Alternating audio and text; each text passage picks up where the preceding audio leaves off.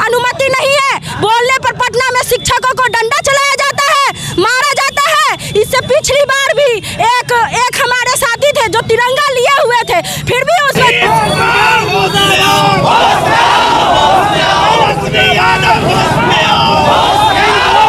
की सारी आहारता पूरा कर ली है और पूरा करने के बावजूद भी सरकार हमें बरगला रही है और हमें रोड पे आने के लिए मजबूर कर रही है। ये लोकतांत्रिक सरकार है क्या? बोलने की भी है ना अनुमति नहीं है। बोलने पर पटना में शिक्षकों को डंडा चलाया जाता है, मारा जाता है। इससे पिछली बार भी एक हमारे साथी थे जो तिरंगा लिए हुए थे, फिर भी उसमें तो लाठियों की बरसात हो रही थी। क्या यही हमारी शिक्षकों की दुर्दशा है? क्या शिक्षकों की यही गरिमा रह गई है और झूठे वादे किए जाते हैं? ये बहुत ही निंदनीय बातें हैं कि शिक्षकों पर आवाज उठाने पर पटना में लाठीचार्ज कराई जाती है और इसी के विरोध में हम लोग यहाँ प्रदर्शन कर रहे हैं। और हम लोगों को हर हालत में 7वीं चरण विज्ञप्ति चाहिए तो चाहिए, बस चाहिए।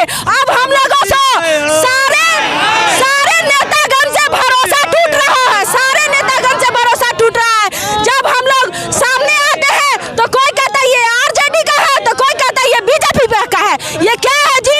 ये क्या हो रहा है? जब शिक्षक अपनी मांग कर रहे हैं, जब बेरोजगार लोग अपनी रोजगार ढूंढ रहे हैं, तो उस पर लाठीचार्ज करके उसके आवाज को बंद किया जा रहा है। ये बंद नहीं होगा।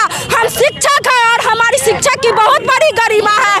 शिक्षा मंत्री है। की सरकार हमेशा यह कहती है कि हम 10 लाख नौकरियां देंगे, अर्थात 10 लाख रिक्तियां है।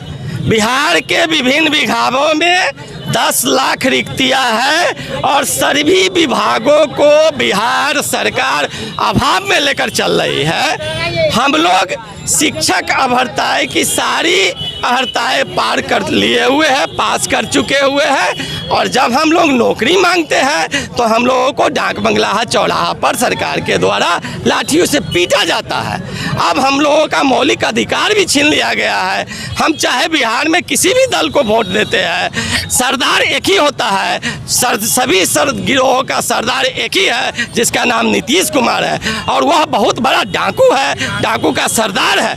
हमारे नैतिक मौलिक अधिकार सारे छीन लिए गए। हमारा गुनाह यही है कि हम सिर्फ पढ़ लिख कर और सरकार के द्वारा सभी कराए गए परीक्षाओं को पास कर लिए हुए हैं। यही हमारा गुनाह है। सरकार या तो हमें गोली मार दे और नहीं तो हमारे जितने भी शैक्षणिक प्रमाण पत्र है और यहाँ तक कि नागरिकता है हम लोगों का ले लिया जाए, फिर से हमारे बिहार को गुलाम बना दिया जाए। गुलामी मंजूर है, लेकिन यह चाचा भतीजा का सरकार एकदम नहीं मंजूर है, यह नामंजूर है। और इसकी जितनी भी भर्त्सना की जाए, जितना भी इनका निंदा किया जाए, वह काफ़ी कम है। नीतीश कुमार होश में आओ, नीतीश कुमार शिक्षा मंत्री कभी रिक्तियां मंगाने के नाम पर, नियमावली बनाने के नाम पर 2019 से 4 सालों से संघर्षरत सीटेड अभ्यर्थी का बेरोजगार बनाया हुआ है, लाइफ बेरोजगार कर रहा है।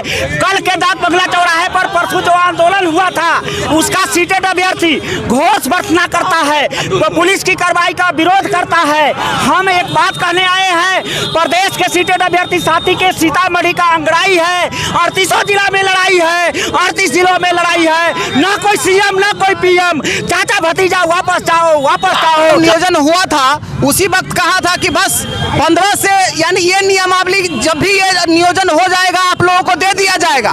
वो नियोजन हो भी गया, कभी हुआ, आज 1 साल हो गया।